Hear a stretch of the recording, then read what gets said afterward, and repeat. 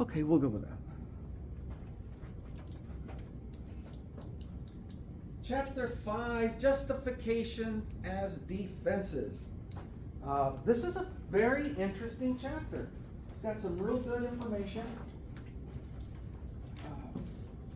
Justification as defenses differs from I didn't do it. Okay, not guilty, I didn't do it.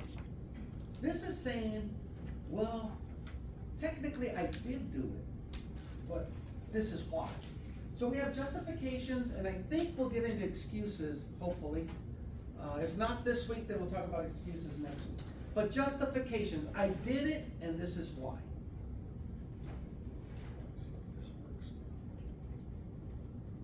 Here we go. These are some of the points we're going to try to hit. The fundamentals of preparing for a defense, the justifications versus excuses. So we are going to talk a little bit about excuses. An affirmative defense. What is an affirmative defense? And then consent. A consent defense. So those are the 4 points we're going to try to get across in this lecture. So types of criminal defenses. Failure of proof. This is the most common one you're going to see in litigation, is where the defense just sits back and pokes holes at the prosecution's case in chief. They just argue different points. So one, for example, may be, well, the district attorney says, or they got Exhibit A, that this is my client's DNA. Okay, this is my client's DNA. I'll argue that the DNA was not processed correctly. See, now we're going to get into forensics. We're going to call in some science experts. Okay. We'll get into some people that we're going to call in to challenge that specific piece of evidence. And if we can put, remember the doubt, that's all we're doing. We don't even have to prove that the prosecutor's wrong. We just have to plug that little bit of doubt into the jurors' minds. And that's really what the defense attorneys are going to do. Yeah, what you? The Chewbacca defense comes to mind. The which one? The Chewbacca defense. Chewbacca. Chewbacca defense, yes. It's Like a in real Star thing. Wars? Yeah. Okay. It's What a is real thing. What is Chewbacca? So, from what I remember, it's when a defender Okay. tries to defend their client by going on a completely unrelated tirade compared to what's happening. Okay, this isn't quite that, but I see where you're going with it. This isn't quite completely off target. We're arguing yes, but it was mishandled. The yeah, but. How about if there's a twin involved? Or a brother? How are you going to prove that it wasn't the twin or the brother's DNA? All you want is doubt, okay, for a defense. The alibi could have been me. I wasn't even there. Here's video of me at a game. Can video be tampered with? Hell yeah. Hell yeah, it can be tampered with. But that's up to the prosecution to argue. Now, wait a minute. We had analysts look at that video, and in fact, the professor wasn't at this game. He wasn't the crime scene. It just puts more doubt into the juror's mind. It could have been me. I wasn't even there. Justification admitted that the act, but claiming it was justified given, and I like this phrase, totality of the circumstance. The entire picture. Yes, I did shoot. I didn't kill him, but I did shoot and wing that individual. But I did it because I was in fear for my own life. I was protecting myself, my property, or my loved ones. Okay? And that's a whole other can of worms. If we're going to be using firearms, we got to show that there was equal threat, okay, to meet that threat. So if somebody just puts up their fist and says, okay, come on, and you take out a gun and shoot them, no, I was in fear for my life, no, that's not going to fly. But maybe you can prove that the other person was armed. They came in to your place of business or your home with a firearm. Maybe they were even showing it around saying, give me everything you have, or I'm going to shoot you, and then I'm going to shoot your family. You reach and say, okay, yeah, let me give you this, and bam, and then you shoot that person. Is that justifiable? Yeah. I got a yeah. The rest of you is too quiet. Yes or no? Yes. Yes. The right answer is ordinary law, it always depends. It really depends. It sounds on the surface, well, absolutely. We don't know. Okay, we really don't know. It always depends. It always depends. Excuses, claiming personal conditions that absolve the responsibility for the criminal act. And the one that comes into mind for this one, what can you think of? He has an excuse. That person has an excuse for behaving the way they did. Sleepwalking. What is it? Sleepwalking. Sleepwalking. That is actually a defense. They were sleepwalking. They weren't even awake. And if they're not awake, they don't know what they're doing. They lack the what? And what's that called? Mens rea, guys. The mens rea. If there's no mens rea, you can't have a crime. That's one of the elements. How about somebody that's mentally unstable? They don't have the capacity mentally to formulate a plan, to do something evil, to cause someone harm. They lack that mental capacity. That would be an excuse. Okay, everybody with me? Yeah, you're getting it. That's why you should sit up front. Statistics show, no, I don't know if they do or not. Okay. Understanding affirmative defense. Okay, what an affirmative defense is, you gotta know this, is where the defense takes the initiative to call witnesses and prove not guilty. Okay. By any means. Insanity is usually one of the ways they do it. My client may have done this act, however, he's mentally incapable of formulating an evil thought, he lacks that capacity, he cannot form mens rea, and they go down that route. But the burden of proof shifts from the government to the defense, and that's called the affirmative defense. Okay, questions? That's really key, guys, really important. Affirmative defense. There's some stuff up there. Requires preponderance of evidence standard, does not negate elements of the crime. This PowerPoint I did publish into your Canvas course show, so you have the exact same information that I used for this class. There was an older one there, but I updated it. Important note, let's see, informative defenses do not eliminate the prosecution's obligation to prove the charge beyond a reasonable doubt, nor do they infringe on the defense's rights. We can still levy a really solid affirmative defense and lose if the prosecutor does their job and convinces a jury beyond a reasonable doubt that this person is still culpable. Always on the jury's hands. Justifications. I don't know what this guy's doing. Like, is he blocking the light? I don't know. Anyway. Conduct that violates the law may be justifiable under very specific circumstance. Okay, yes, I did it, but this is why. Actions that could normally be criminal become legally acceptable under certain conditions. I told you, when somebody is threatening you with a degree of force and you counter that degree and one notch above, that's okay. Because you're just defending yourself. Self-defense. Defendant admits the act, but claims it was necessary to avoid a greater evil, greater harm, greater damages. Had I not done what I did, my family would have been killed. My property is another thing. So I'm not going to say my property would have been stolen, because you really can't shoot somebody for stealing something. You're not supposed to. You know why? Say you see somebody stealing your car. You say, oh no, you didn't. Boom, and you shoot them. As they sit in your driver's seat. Is that justifiable? No, a car can be replaced. Hey, that's ridiculous. Take the damn car. Here's the keys. Just don't ruin the dash. And then they're hot wiring and crap. No, don't do that. But don't hurt anyone for property-related crimes. You can't do that. That's not acceptable. Defense out of necessity. Threat.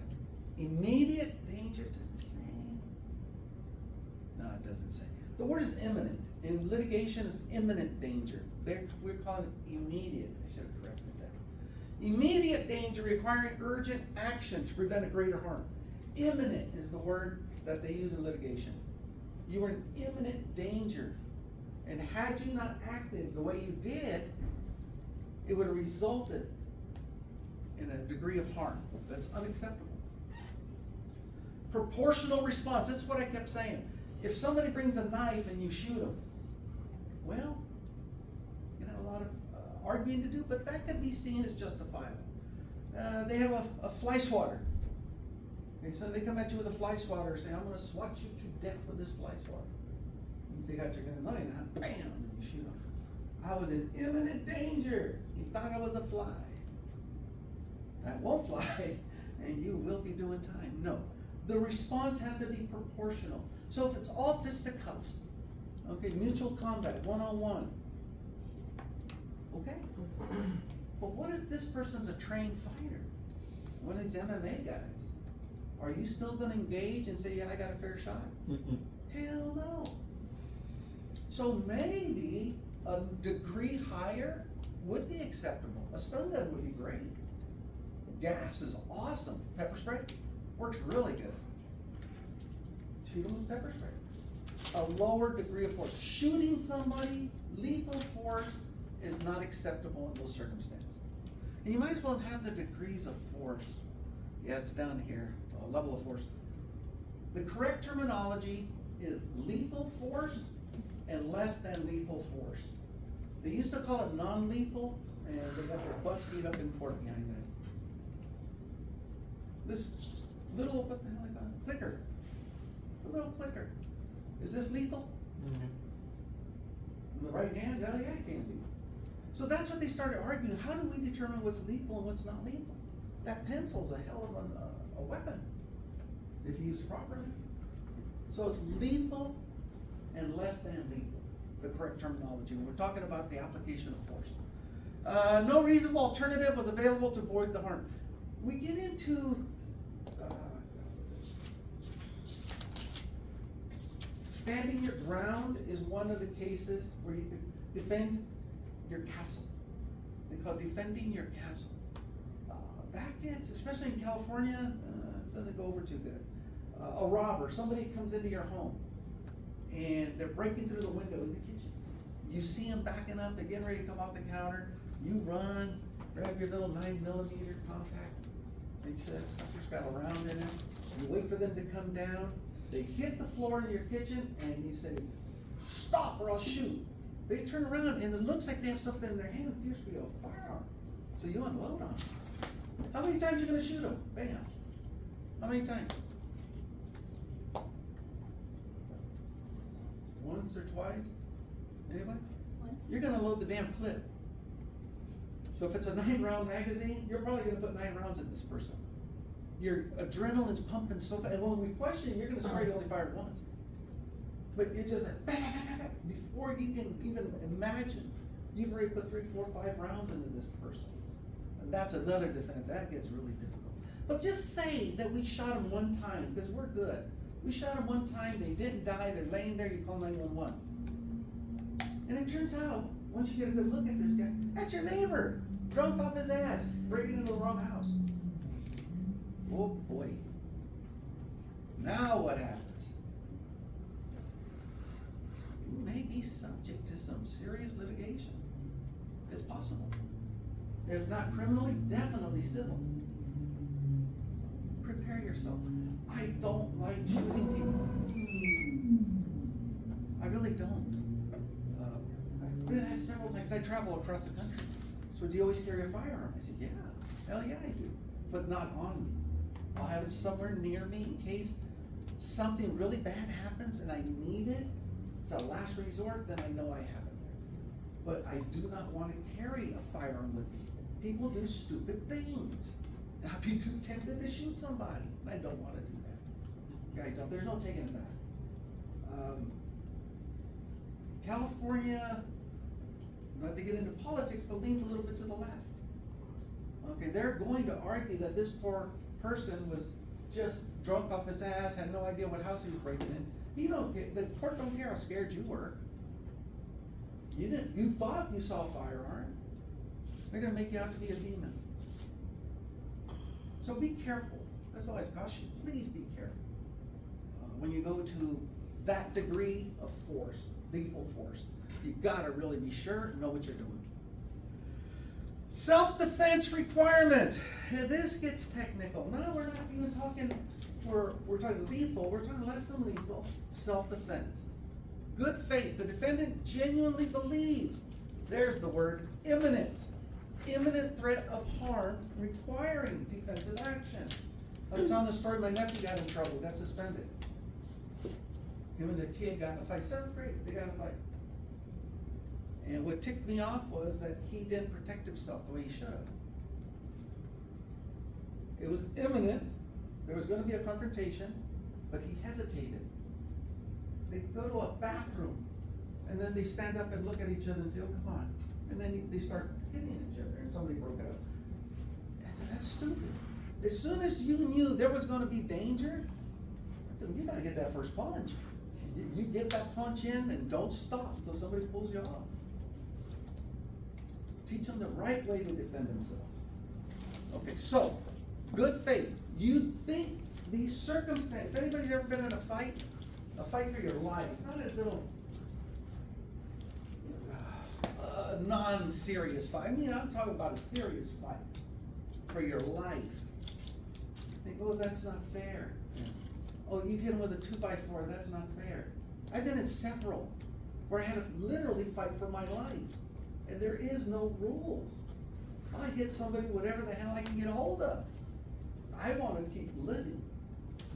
And when you're fighting somebody who stands this much taller than you and this much bigger, there's no such thing as a fair fight. Good faith belief. I knew where this was going. Try to de-escalate. Always de-escalate. Because nobody wins a fight, guys. You both lose. Okay, avoid it at all costs. But if you're at that point where you know there's nowhere else to go, you need to defend yourself. And that's what they're saying, good faith belief. Imminent threat. The danger must be immediate, unavoidable, not speculative or future-based. In other words, the threat has to be here, it has to be now. There has to be the ability.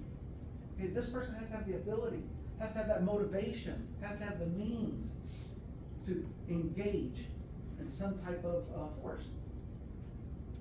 So I worked in a lot of prisons. I get these officers coming up. Oh, I felt threatened. The inmate said he was gonna kill me. So, hey, where was the inmate when he said that? And they want to write him up. They want to cite him for it. So where was the inmate? Oh, he was in his cell. Where were you? Were you in the cell with him? No, I was on the tier.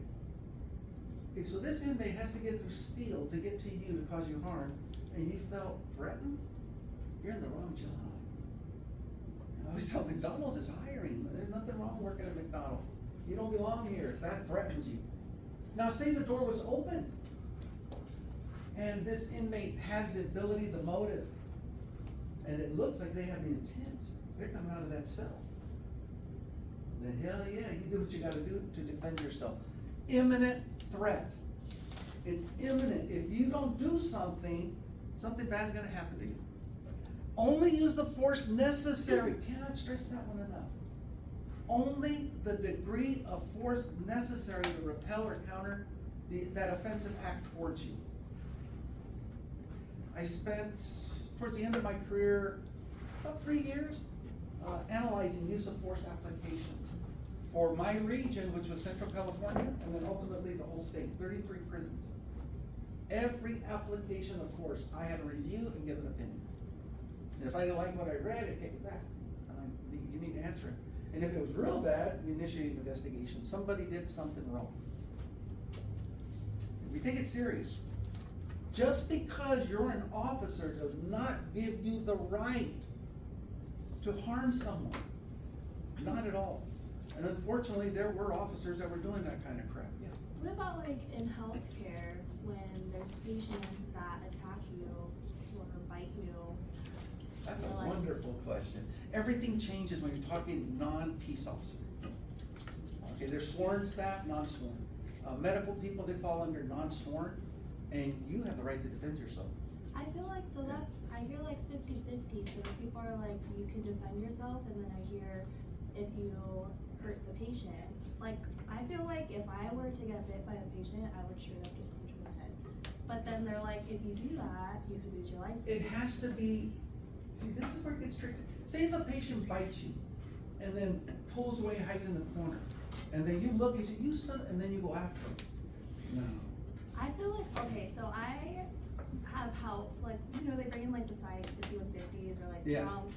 Everyone's in there holding them down, trying to get them in like violent restraints. Yeah. I've seen people get bit. Yeah. I've seen people get punched, but like. You can as a charge them for staff that. member- That's a battery, and if they Nothing come ever out having happens. some kind of disease, that's an attempted murder. Yeah, but nothing ever happens. That's that agencies. They just choose not to. But you can. And you can defend yourself. But it has to be immediate. Remember the imminent part? So say they're biting your arm here. Hell yeah, you could punch them. I would. I'm not gonna let somebody bite me. I don't know if anybody ever. It's possible, I just don't remember.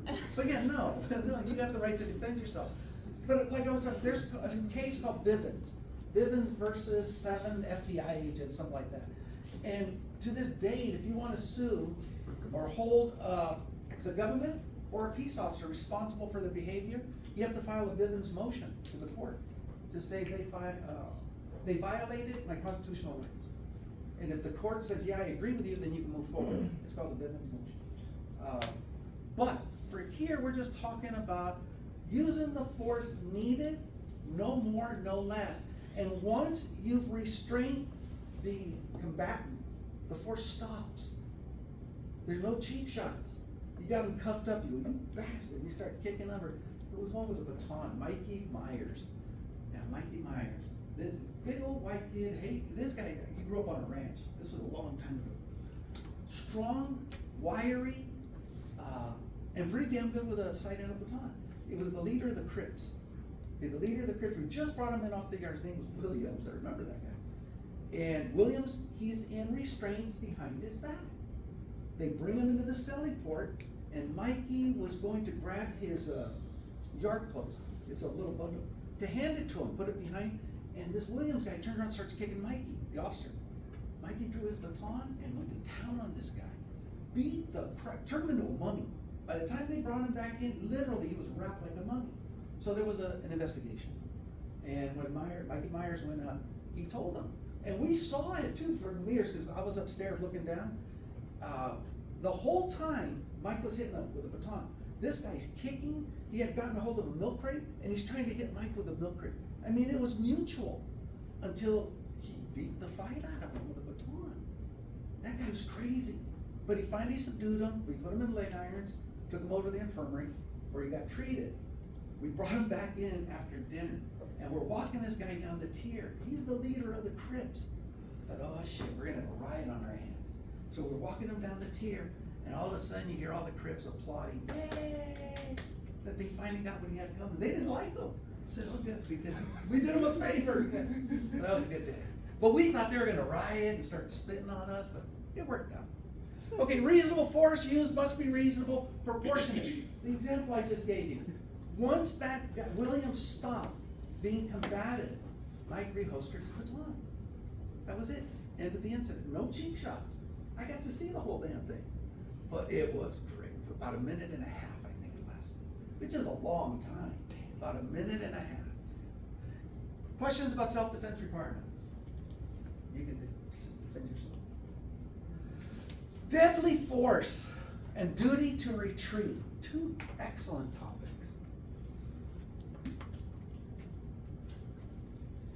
It's been a little while, but there's a reference here to the Zimmerman case. Anybody remember that one? George Zimmerman? Vaguely. Say that? Is the Trayvon Martin teenager back in Florida Back and forth, Trayvon. What was Zimmerman doing? community volunteer? Yeah, community policing. He was just out there trying to keep his neighborhood safe. And what happened? You know the story? Yes. Tell it, please. Let somebody else talk. Go ahead. George Zimmerman was, there was some crime, there's a lot of crime happening in the neighborhood, and they ended up setting up a neighborhood watch, per se. He was the guy in charge, and on an evening, Trayvon Martin was with his dad watching a football game, went to a convenience store. George Zimmerman saw him, and you know, whether he was questioning him or whatever it was, apparently got into an altercation. George Zimmerman testified that it was self-defense, ended up shooting Trayvon Martin and killed him. Killed him. And he was 15? Something like that, for he was a young kid. And that's what the media disclosed. Did you follow the case through the court? There's a lot more to it. But what you just stated, that's what the media put out. And it was a travesty. Any life loss, come on guys, that's sad. That's tragic. I don't give a damn if you were right in taking that money. You were justified. Doesn't matter. After the fact, when this got to court, they looked the phone, Martin's phone, and there was text there. And I can't say exactly what he was saying. I'm not gonna quote it because I'll misquote it. But it was something to the effect that he was going to cause harm to, and if you wanna know more, just read it yourself. It's pretty ugly, pretty damaging. But there was intent, and that's why Zimmerman wasn't found guilty. They proved that this person had intended to cause harm to Zimmerman. And that's what got him off, got Zimmerman off. It caused a lot of problems. I don't agree with the outcome. I really don't. I still don't think that was a justifiable shooting. What threat did this kid pose? Even if he wanted to harm, he's just gonna hit him a few times. It's not that big a deal. Definitely not worth someone losing their life. The court disagreed with me and said, no, Zimmerman was in the right. Still a young life was taken, and that's wrong. And they based it on this duty to retreat. Yeah, duty to retreat. Some states enacted stand your ground. That's what he was doing. Permitting the use of even deadly force. People think, oh, Texas is bad, Florida's bad. Yeah, Florida, my goodness, some of the things they do there. But it was sad. The force escalated to the point where it became lethal and someone lost their life. That's why I don't carry my gun on my hip. I never, ever want that to have to be an option for me. I want that option where I have to think about what I'm gonna do, go and retrieve my firearm. Give me a chance to cool down. I don't wanna shoot somebody if I absolutely don't have to. And I have shot people in the line of duty. And it's not, I never have to take a life. But it's never a nice thing to do. And you have to live with that. Perfect versus imperfect self-defense. This is good. Okay, so perfect. All elements of self-defense are met. Completely justifying the harm caused by the offender, whether battery or death, results in complete acquittal. It was a clean-cut self-defense. You didn't escalate the problem, you were just protecting yourself. Okay, imperfect self-defense. One or more elements of self-defense are missing, which may result in a conviction, but it's usually a lesser degree. A lesser degree. Understanding this distinction is crucial for legal practitioners, as it affects both charging decisions and potential outcomes. Okay, usually a case like this, if you're gonna be arguing imperfect self-defense, you're praying that the district attorney's gonna offer you a plea bargain. That we'll come up with something in the middle, so your client doesn't end up going to prison. If it is a perfect self-defense, you got a nice case. You should be okay. All the elements are there, and you can prove why this person acted in the manner that they did. Defense of others, this gets tricky. It gets really complicated. Law recognizes the right to defend others from unlawful attacks. However, this defense involves complex considerations about reasonable beliefs. Did it say mistaken? Yeah. Mistaken circumstance. This goes under the Good Samaritan law. Person witnesses an apparent attack, intervenes to help, and they're calling him the victim. But I would interject the apparent victim, because we don't know yet. Complication, attacker turns out to be plainclothes police officer making a lawful arrest. And the arrestee was resisting. Can defense of another justify protecting a criminal from a lawful arrest? Do you think this has ever happened? Yeah, it wouldn't be up here if it didn't. Okay, absolutely, this has happened. Model Penal Code follows the rule that what a person reasonably believes to be occurring is justification in a court of law. So if you actually intervened, grabbed the officer off the person he was trying to arrest, pulled them off, and even got a couple punches in, the person that was on the ground gets up, they're gone. That cop's gonna be pissed. He had him. You let him get away. They can charge you, but you are acting with reasonable belief, with good intentions. You thought somebody was getting beat down and you were just intervening. Chances are you'll be okay. But don't do that. Yeah. Now, personal experience. 2 guys fighting. Okay, all I see is 2 guys fighting. One guy hits the ground. The other guy gets on top of him, starts wailing on him. I see 2 guys fighting. I don't see one guy beating the crap out of the other one. I see it's still mutual combat until I hear the facts once they're all said and done. I don't know if this person on the ground getting their butt kicked is an actual victim. They could be the loser. They started this, and then they lost. I heard thousands of, we call them 115s, they're infractions. These people did something, including even murder beefs. I've heard a lot of different cases, and I've heard these cases of mutual combat. Without fail, it usually ends up, there's a winner and a loser, not a victim. So when I assess penalties, I charge them both equally. I'm not punishing one for being the aggressor or the other for being a loser. I charge them equal, find them guilty. In this case, and I mentioned that one, if you're walking down the street and you see something and you feel you have to involve yourself, because this isn't right. Domestic violence, nothing to laugh at, but it's incidents come into my mind and I recall different things going on. You see a gentleman, a guy and a girl, and it's a little girl, like Gabriel, little girl, big ass guy, and he's holding her by the shoulders, maybe even shaking her.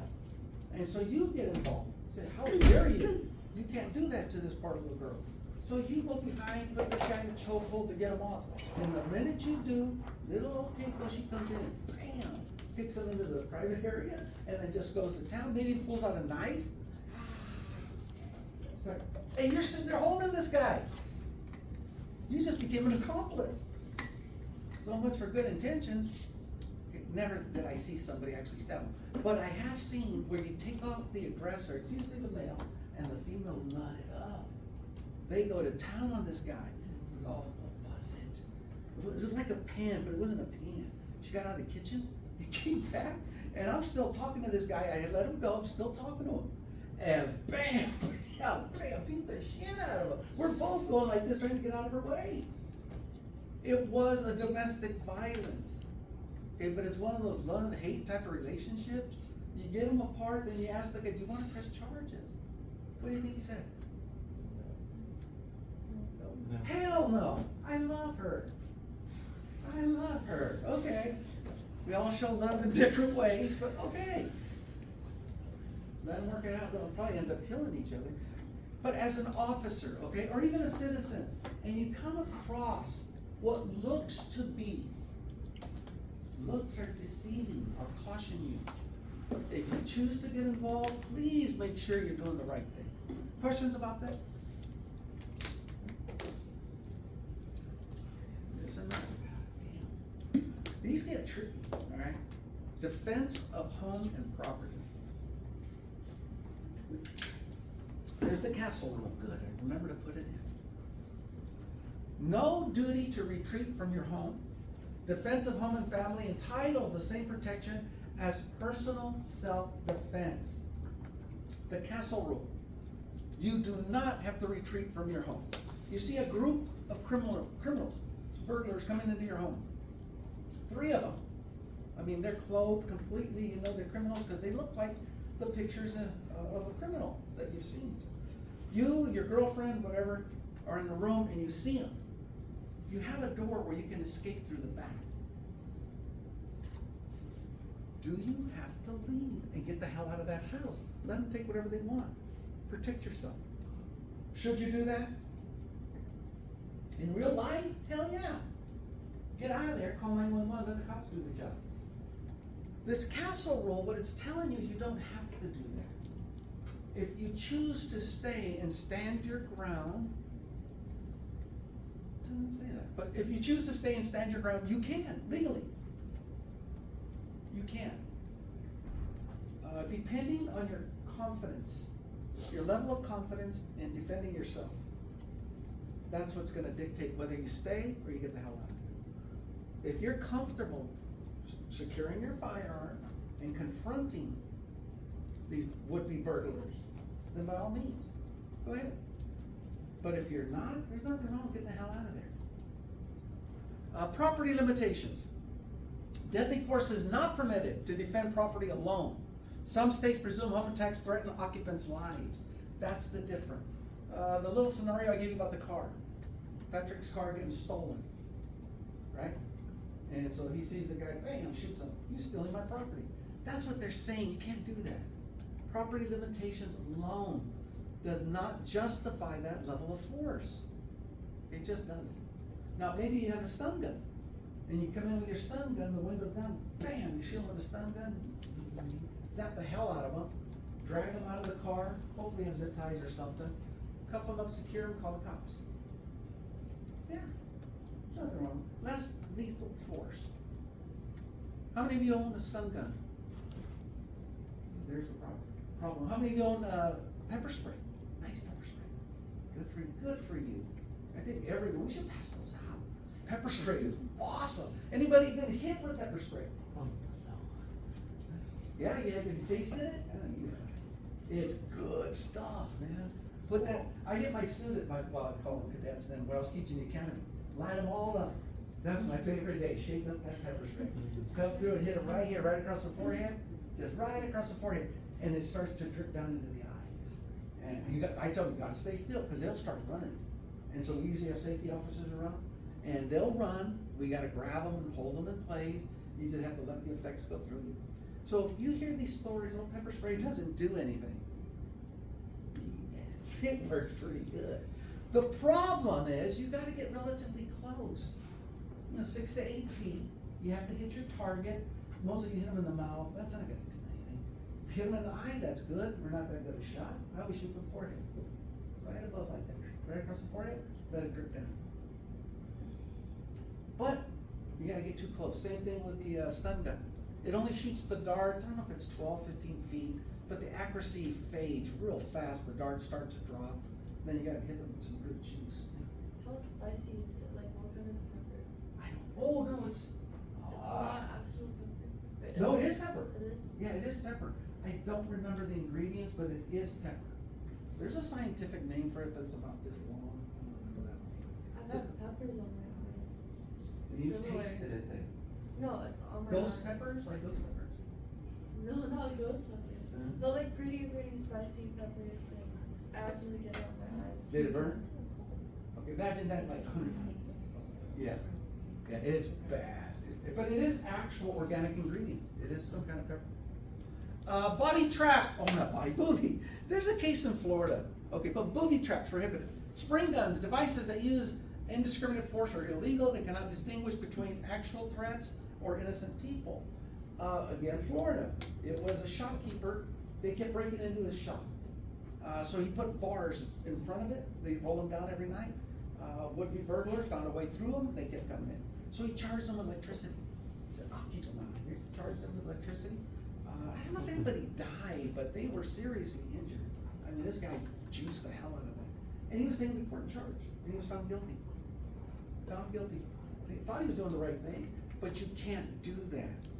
Okay, and it's pretty obvious when you sit back and think about it. Because you're gonna hit innocent people. The only ones he really injured were the burglars that kept coming back. But it could have been a little kid. It could have been anybody that came up. That's why booby traps are not allowed. Resisting unlawful arrest, this gets good.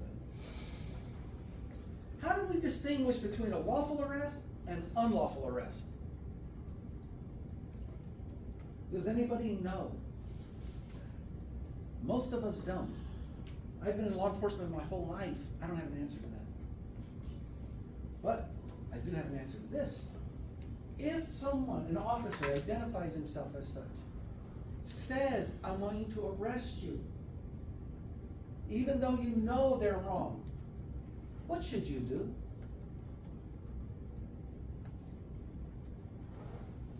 What would you do? Is it Amber? What would you do? Here's this officer, he's saying, I got you dead to right, I know you're guilty of this, turn around and put restraints on you and I'm booking you. What would you do? I wouldn't want to get into any more trouble, so I'll probably listen. Thank goodness. Please listen. Please listen. Don't argue. Cops make mistakes, unfortunately, all the damn time. No problem, arrest me. When we get to the station, we'll figure this out. But I'm not going to confront him or her, because it's not gonna end well for the person resisting. Don't, even if you're absolutely right, don't do it. Okay, modern statute generally require arrest to be lawful for resistance charges to apply. This creates tension between citizens and officer safety. I know I'm right, I know you're wrong, you cannot put me in handcuffs, I'm not gonna go quiet. What if the person, the bolo they're working off of, looks just like you? Looks exactly like you, and it was an honest mistake. And you resisted, you even hit the cop. Or the cop, he tased you, he didn't wanna hit you, but he tased you, put you in restraints, took you in. Now, are you guilty of resisting an unlawful arrest? Can you be charged with a crime? Yeah, I see a head one. Yeah. Hell yeah. So please, give the officers the benefit of the doubt. They'll clear it up later. If you know you're right, you'll prove it down the road. But don't do it. If I get sued, I'm surprised nobody's standing up saying, that ain't right. I'll resist, I know my rights. You're gonna know your rights sitting in the tank. Don't do it. Most jurisdictions place citizens in position of compliance for officer safety, leaving the determination of arrest legality to the court. Citizens can file civil lawsuits if the arrest is later deemed to be unlawful. So you cooperated. You did everything you were asked. Within a day, they released you.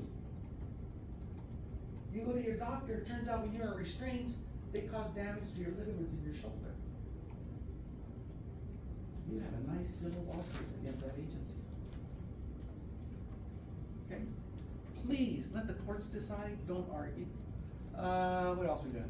Lawful enforcement use of force. Officers may use deadly force only to prevent death or serious injury to the public, the officer, or to apprehend suspects posing a serious threat or future threat. It is unconstitutional to automatically use deadly force to apprehend a fleeing felon. Tennessee versus Gardner. I don't know if you guys read that one yet. That's what got rid of the fleeing felon rule. It used to be a thing. I used to transport inmates all over the state. We go to court, go to medical appointments, whatever it is. I have a couple of them sitting here, and these guys just happen to be nationals, Mexican nationals. And I'm standing here and I'm watching them. I was an officer. Sergeant took off to, I don't know what he was doing. The inmates are sitting here, there's a door right there, and then the parking lot and nothing but space. And they're talking about how one of them's gonna cause a distraction so the other one get up and run. They didn't think I understood what they were saying. And so I responded in Spanish, oh, please do. I haven't shot anybody this week. You could probably outrun me, because they said they could run faster than me. I mean, maybe. You ain't gonna outrun my bullet. You know, my 38 special will catch you. And I'll put one right in your ass. They didn't run. They stood still. I said, oh, good for you. Yeah, they decided not to test it. I would have been justified under the fleeing felon rule. Back then, it was like 1985. I was justified. That same circumstance today, I'm not justified. They did away with it. There is no fleeing felon rule, but there are exceptions to it. We won't get into it, okay? But there are exceptions to fleeing felon. Yes. On this, it says or to apprehend suspects posing serious future risk, as opposed to There was a case in Chino. Again, it was an inmate. His name's Harris. They misclassified him, and he should have been level 4 in higher security. They put him outside the fence in a level 1, very low security. Inmates could walk away if they want. Most of the inmates out there are very low offenders, low level. They're gonna be out usually within months to a year. They have no reason to wanna leave. Well, they screwed up, they put this guy Harris out there. He was a lifer in for murder. Yeah, he got there within a few days, he was gone. In Chino, the prison is pretty close to the neighborhoods. He found a nest. It was occupied with regular people. And he killed every one of them. Yeah. So what they're talking about for future, like say this guy, and if I would happen to come across him, and I know that he's on his way to cause somebody harm, this guy's a murderer, and he ended up killing other people, I could take him out. I could take him out. Really hard to prove. Usually you see that more in like escapes. Somebody's escaping, could be you're making an arrest, and you know you got the right guy, but somehow he gets away from you. And if you let him go, he's gonna cause more harm to other people. You can take him out. That's why I say there's exceptions to that fleeing felony. But you have to know that he poses future threat to somebody. Other questions? Consent. Consent is good. Consent as justification. I ask, I'm an officer, say, excuse me, sir, do you mind if I search you? Do you mind if I search your vehicle? He says, no, whatever you gotta do. And he gives permission to search. The officer is entitled to conduct that search. Now, Gene remembers, well, you could search me, and I asked to search the vehicle, but he remembered he has something hidden in there he doesn't want me to know about. You can give consent, you can withdraw consent at any time, as long as the officer hasn't found some kind of contraband or something that they can arrest you. Okay, so example, I pull him out, I search him, I don't find anything. I'm going through the back seat as he's remembering, he's got a stash of something back there. I find it, and I start to remove it, and he's yelling at me, I withdraw consent, I withdraw my consent. It's too late. Now I can continue to search, and of course I'm gonna put him in restraint and make the arrest. So consent is good. You gotta remember, you can give consent, you can withdraw consent. This happens during searches of property, homes, things like that, even persons. Voluntary, freely and voluntarily given, without coercion or threats, duress, has to be freely given. The person giving consent must be legally competent to do so, not a minor or someone who doesn't have the mental capacity to understand what you're asking. Okay? And then the scope, many offenses cannot be consented to, such as homicide, those involving serious harm. Do you mind if I shoot you? No, go ahead. You shoot and kill him. Well, they said I could. They wanted me to shoot him. No. That sounds silly, right? Who's gonna say, yeah, go ahead and kill him? Did anybody think of circumstance where that might happen? Yeah, go ahead and kill me. They do it in Oregon. I think Washington too. Really?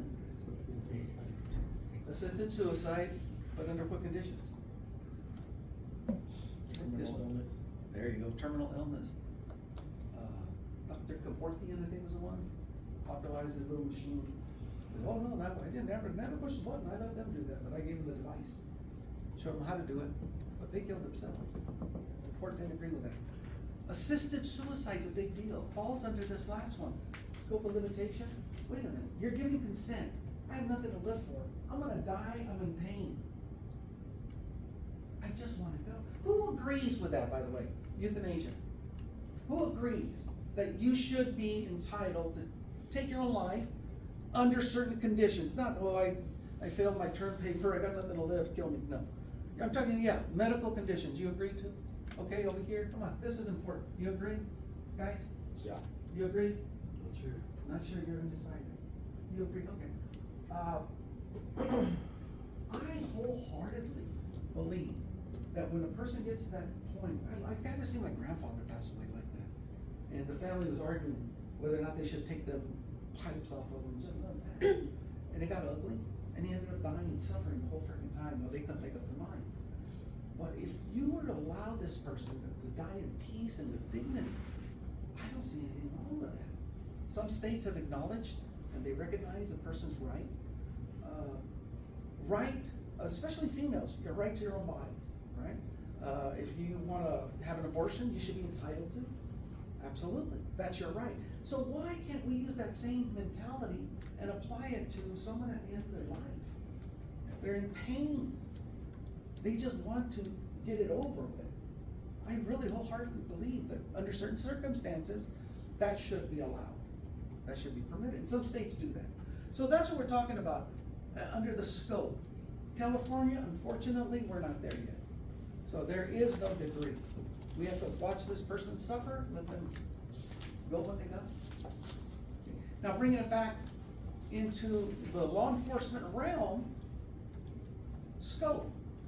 You pulled this person over, or you knocked on their door, you asked if you could come in, you identified yourself as law enforcement, they said, come on in. Mr. and Mrs. Jones, we suspect your son is involved in some pretty bad things. Will you please allow us to search his room? If they consent, then the officers can go ahead and conduct that search. And anything they find can be used in a court of law. I don't wanna beat that one into the ground, but I just wanna make sure you guys understand consent. Affirmative consent, sexual cases. No means no, that's the biggest thing. No means no. Yes means, they say yes means maybe.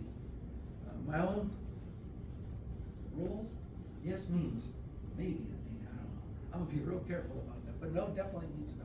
Okay, modern legal developments introduced affirmative consent standards, particularly relevant in campus sexual assault cases, criminal prosecutions. These bigger major campuses, my goodness, they got problems out there. California implemented affirmative consent policies on campuses requiring clear voluntary agreement to engage in sexual activity. They don't want the big drugs being used, they are. Women being taken advantage of, they do. And it's not right, so they're trying to do something about it. Shifts, there's a traditional shift here from, well, they obviously love each other. No, this consent must be verbal.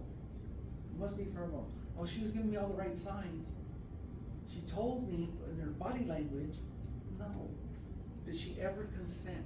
And again, if a female consents, they can withdraw that consent, just like before with the other general consent. Traditional consent, no means no, absence of resistance or implied. Yes means it requires clear ongoing agreement. That means either partner can change their mind at any time. In which case, if that happens, no means no. No further discussion needed. How about an unconscious person? Unconscious individuals cannot provide valid consent to sexual activity, including incapacitated by alcohol, drugs, other conditions that prevent coherent decision-making process. They just can't. Rob Turner case exemplifies the issue. Was this case decided under affirmative consent? I should have written the case with me, I didn't, so we'll leave that one alone. But it was a college, it was a college campus. There was mutual consent until there wasn't. Things got out of hand. Somebody said no, somebody didn't listen, and it ended bad. If you're interested, check it out. It's in your textbook. Brock Turner. Factual versus legal. Factual defenses, the prosecution events, their version. And you're saying I didn't do it or it didn't happen as they're saying it happened. Factual is not where you're presenting an affirmative case. You're targeting the evidence that the prosecution is presenting. Yes, I was there, but yes, I did engage in this activity. However, so you're agreeing to a point and then disagree. Legal defense, admit the conduct, but argue it was legally justified. I did it, but it was legal under these circumstances. And we'll just go back to the campus sexual activity. Two students, they like each other, they engage in sexual activity. After the fact, one of them felt used, and male or female, doesn't matter. And they make a case, go to the police, say I was raped, I was abused. They bring charges. And now you're sitting there having to argue that no, it was mutual, I was there. But it was all good. We were all cooperating. It gets ugly. God, these things get ugly. Burden of proof. Prosecution, that's the government. They have to prove their case beyond a reasonable doubt. That's 12 out of 12 jurors have to agree that the prosecutor is correct. The defendant is guilty. An affirmative defense, defendant must justify or excuse at the level of preponderance. And here it is, 51%. But that's not true. Remember I told you about the scales? Equally balanced, completely balanced. And take 1 grain of sand, just to tip it. That's preponderance. Okay? Preponderance, the reason they do that, it gives the defendant a fighting chance. If they can put that doubt in there, that's all they need. And then factual, defendant has no burden, simply challenges the prosecution's proof. The DNA wasn't mine. I wasn't there. I had proof I wasn't there. You got the wrong person. You're arguing the whole basis of their case. Okay, contemporary issues, stand your ground, campus consent, police use force, I think we talked about that, concealed guns, extending citizen rights to carry weapons. Does anybody in here have the CCI permit? Carry your own weapon? No, nobody. Okay. How many of you would like one? That you feel better, you're more comfortable, you wish you had a permit to carry a concealed weapon? Okay, only one person, okay. So the rest of you, good for you. But you do have a right as a citizen. But if you want to carry a concealed weapon, you can. You just have to apply for it, show them that you're competent, pass the safety for using a firearm so you don't shoot yourself or someone else by accident. And you can get a firearms permit. It's not that difficult either. Okay, practical applications, and then this, case analysis. Student must research recent case law dealing with justification. Then the legal research and the trial practice. We really don't get into mock trials in this at this school. I've done them before, but that was a long time ago. And that was in AJ 111, criminal procedure. We split up the room. We had some students volunteer to put on a skit to simulate, what the hell did they do? I think it was a battery. I think it was a battery. But anyway, they wrote up the skit. And then we had the defense, and we had the prosecution, and we had a jury. It worked out really good. But it took a few class sessions to get through the whole thing. We don't do that anymore. I don't have the time. We just don't. We've got to keep rolling. Sounds fun though. It was a blast. I used to do a lot of debates. I used to do a lot of, we split the class up, let's argue about it. And it was always interesting. We have a smaller class. Would you guys be interested in doing a debate? We'll pick a topic, split you up. I don't know. I'm shy, I don't want to get in front of people and talk. Right? That's what it is. That's okay, I'm not gonna force you. But if you ever change your mind as a class, you think, hey, maybe we'll do something. Let me know. We can always figure something out. And this is what we took away from this lecture. Defense purpose, proportionality, consent standards, and the law is evolving. Just because it's legal today, doesn't mean it's gonna be legal tomorrow. It will change. That I can promise you. Any questions? No, that was good. Okay. Sit tight for just a second. Let me turn this off.